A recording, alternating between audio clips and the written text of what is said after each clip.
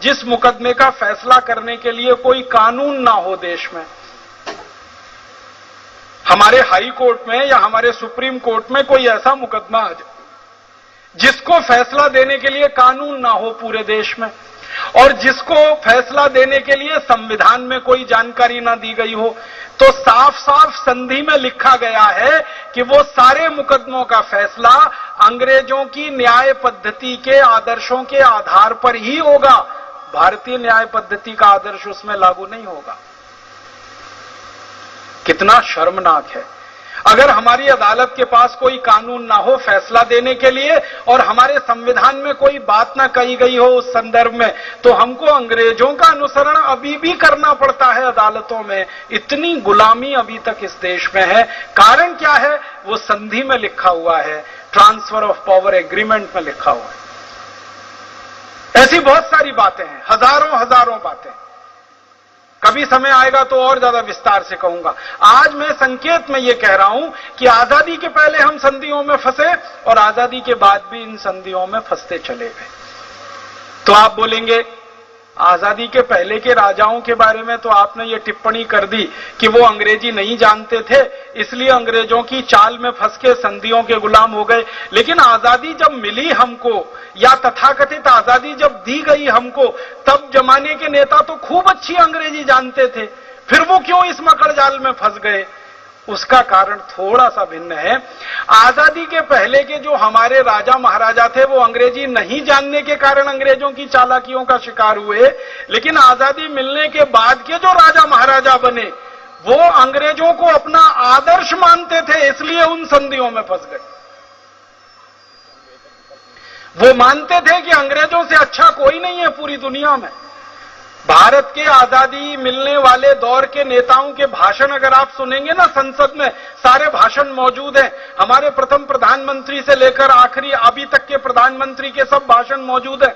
वो ये कहेंगे कि सारा आदर्श अगर है तो अंग्रेजों के पास, आदर्श शिक्षा व्यवस्था तो अंग्रेजों की, आदर्श चिकित्सा व्यवस्था अंग्रेजों की, आदर्श न्याय व्यवस्था अंग्रेजों की, आदर्श कानून व्यवस्था अंग्रेजों की, आदर्श अर्थव्यवस्था अंग्रेजों की, आदर्श कृषि व्यवस्था अंग्रेजों की। हमारे देश की आजादी के समय के नेताओं को अंग्रेजों से बड़ा आदर्श दिखाई नहीं देता था, और इसलिए संसद में वो ठोक ठोक के कहते थे कि हमको तो भारत अंग्रेजों जैसा बनाना है, इसलिए अंग्रेज जिस रास्ते पर हमको चलाएंगे उसी रास्ते पे देश को ले जाना है। इसलिए वो संधियों में फंसे। हमारे राजा महाराजाओं को अंग्रेजी नहीं आती थी, इसलिए संधियों में फंस गए। लेकिन आजादी के दौर के राजा महाराजाओं को खूब अच्छी अंग्रेजी आती थी, क्योंकि वो तो इंग्लैंड में ही पढ़े थे, वहीं बड़े हुए थे, वहीं पर उनका सारा संस्कार हुआ था। उनको तो खूब अच्छी अंग्रेजी आती थी, लेकिन उनके आदर्श अंग्रेज थे, उनके भगवान अंग्रेज थे, उनके लिए देवता अंग्रेज थे, उनके लिए सभ्यता और संस्कृति का माने ही अंग्रेजी था। इसलिए वो अंग्रेजियों के दुष्चक्र में फंस गए और संधियों के दुष्चक्र में, अंग्रेजियत के दुष्चक्र में फंस गए। दोनों समय में अलग अलग हमारे साथ विरोधाभास हुए, या कहें तो दोनों समय अलग अलग तरह की दुर्घटनाएं हमारे देश में हुई, और ये संधियों का मकड़जाल फिर बढ़ता ही गया।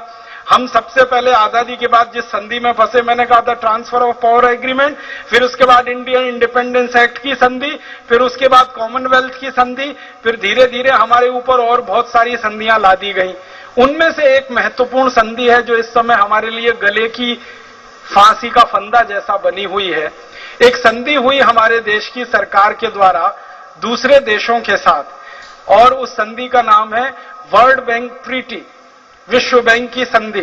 फिर एक हुई अंतर्राष्ट्रीय मुद्रा कोष की संधि। मैं आपको एक छोटी तकनीकी बात बताता हूं। दुनिया में संधियां दो तरह की होती हैं। एक तो द्विपक्षीय संधि होती है जिनमें दो पक्ष होते हैं, एक भारत एक इंग्लैंड, एक भारत एक फ्रांस, एक भारत एक जर्मनी, एक भारत एक रूस। ये सब द्विपक्षीय संधि है जिनमें दो देश आपस में मिलकर समझौता करते हैं। ये जो द्विपक्षीय संधियां होती हैं ये दोनों देशों की सुविधाओं पर आधारित होती हैं।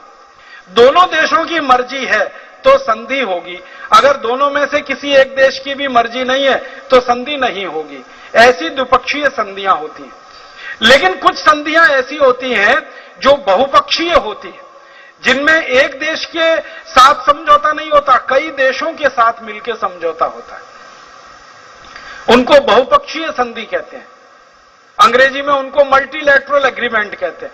तो जो बहुपक्षीय संधियां होती हैं ये खतरनाक होती हैं। इनमें क्या होता है कि कोई एक देश अगर सहमत नहीं है तो भी जबरदस्ती उसको शामिल करा के सहमत बनाया जाता है, जबरदस्ती। तो बहुपक्षीय संधियां बहुत खतरनाक होती हैं। और इसमें जैसे हमारी मर्जी नहीं है संधि में शामिल होने की, फिर कई देश इकट्ठे होकर हमें मार पीट के उस संधि में लेके जाएंगे, शामिल कराएंगे। कुछ वो इस तरह से होता है जैसे भेड़ों के बाड़े में कोई एक भेड़ जाना नहीं चाहती तो दूसरी कई भेड़ों को उसके पीछे छोड़ दिया जाता है और वो धकेल धकेल के उसको बाड़े में ले जाती है। वैसे ही होता है बहुपक्षीय संधि में। भारत नहीं चाहता किसी संधि में शामिल होना, लेकिन भारत के जो पड़ोसी देश हैं या दूसरे देश हैं वो इकट्ठे हो जाएंगे, भारत पर दबाव डालेंगे और दबाव इतने हद तक डालेंगे कि झक मार के भारत को उसमें शामिल होना पड़ जाए। वो बहुपक्षीय संधि होती है। और बहुपक्षीय संधि को रद्द करना बहुत ही मुश्किल होता है क्योंकि वो कई देशों के साथ होती है। द्विपक्षीय संधि को आप करें और रद्द कर दें वो आसान होता है। आज आपने संधि की, थोड़े दिन में आपको लगे कि आप उससे सहमत नहीं है या वो आपके लिए अनुकूल नहीं है, आप रद्द कर दीजिए। लेकिन बहुपक्षीय संधि में एक बार आप घुस गए तो इसमें से बाहर निकलना और इसको रद्द करना बड़ा मुश्किल होता है और जिंदगी भर के लिए वो क्लेश हो जाता है। तो ऐसी एक संधि हमारे देश ने कर ली सन 1947 में, आजादी मिलने के लगभग 6 महीने के बाद। यह संधि हुई 27 दिसंबर 1947 को और यह संधि हुई विश्व बैंक संधि और अंतर्राष्ट्रीय मुद्रा कोष संधि। ये 2 संस्थाओं की संधि हुई जिसमें 44 देशों ने भारत के ऊपर दबाव डाला और भारत को जबरदस्ती इन दोनों संधियों में शामिल करा दिया। यह संधि क्या हुई? विश्व बैंक नाम की एक संस्था बनी अमेरिका की निगरानी में और अंतर्राष्ट्रीय मुद्रा कोष नाम की एक संस्था बनी अमेरिका की निगरानी में। ये दोनों संस्थाओं का जन्म 27 दिसंबर 1947 को हुआ। ब्रेटन वुड नाम का एक छोटा सा स्थान है अमेरिका में, वहां पर इन दोनों संस्थाओं को पैदा किया गया। इन संस्थाओं का लक्ष्य क्या रखा गया? विश्व बैंक नाम की संस्था बनाई गई इस बात के